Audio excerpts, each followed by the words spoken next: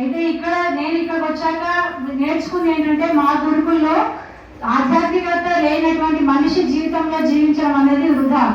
మన జీవితంలో ఈ విలువలు లేకనే మన సమాజం అన్ని విలువల్ని కోల్పోతుంది.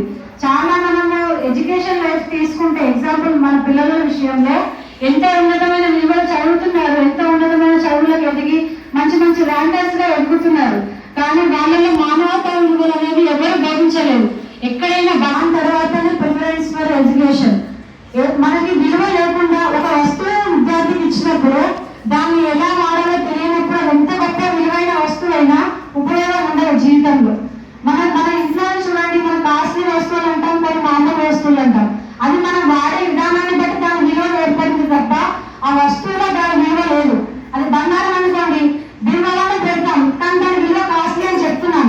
మరి ఒక ఐరన్ వస్తువుని ఇంట్లో మామూలు బిళ్ళలో పడేసి ఆ మామూలు వస్తువు అని చెప్తున్నాం. కానీ దేవుని విలువ తగ్గిపోకుండా మనకి ఏదైనా వస్తువు బాగా గట్టిగా కొట్టాలన్నప్పుడు ఇంకో వస్తువే కావాలి, అప్పుడు బంగారాన్ని వాడలేము. కానీ దాని విలువ దానిదే. బంగారం విలువ మన ఫంక్షన్కి వెళ్ళాలంటే మనం అలంకరించుకోవాలంటే బంగారం అవసరం, కానీ బంగారం చాలా విలువైంది. అలాగే మన ఉన్న ఈ జనరేషన్ లో విద్యార్థులకి కానీ మన పిల్లలకి కానీ దేనికి ఎంత విలువ ఇవ్వాలి, మన జీవితంలో దేనికి ఎంత ఇంపార్టెన్స్ ఇవ్వాలి. మా దగ్గరకు వచ్చే పిల్లలు చాలా మంది పేరెంట్స్ లేకుండా సింగిల్ పేరెంట్ గా ఉండి వాళ్ళ లైఫ్ లో నాకన్నా మనకన్నా అందరికంటే ఎక్కువ ప్రాబ్లమ్స్ ఫేస్ చేసిన పిల్లలే వస్తారు. వాళ్ళని సైకలాజికల్ గా మేము అర్థం చేసుకొని వాళ్ళకి ఎడ్యుకేషన్ ఇవ్వడానికి నాకు నియర్లీ 3 months టైం పడుతుంది కొత్త వచ్చిన పిల్లలకైతే.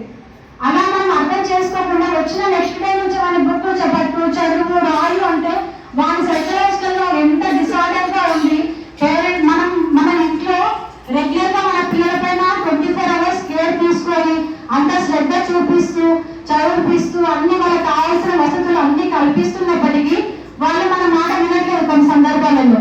అలాంటి పిల్లలు కాకుండా మాకు వచ్చే ప్రతి పిల్లవాడు ఆలోచించి, అయ్యా మరి నాకు బాబుని తీసుకొచ్చాను, ఇలా మీరు చెప్పారు 15 రోజుల తర్వాత తీసుకురమ్మని, ఇప్పుడు చెప్పండి నా బాబుకి స్వీట్స్ ఎక్కువ తింటున్నాను, దానివల్ల హెల్త్ పాడవుతుంది కదా అని. అప్పుడు ఆయన చెప్పారు, నాన్న నువ్వు తినకూడదు, తినడం వల్ల ఇలాంటి నష్టాలు జరుగుతాయి, నేను ఇప్పుడు చిన్న వయసులో ఉన్నావు, పెద్ద అయ్యేంత వరకు నువ్వు హెల్తీగా హ్యాపీగా ఉండాలంటే స్వీట్స్ కొంచెం అవాయిడ్ చేయాలని చెప్తారు.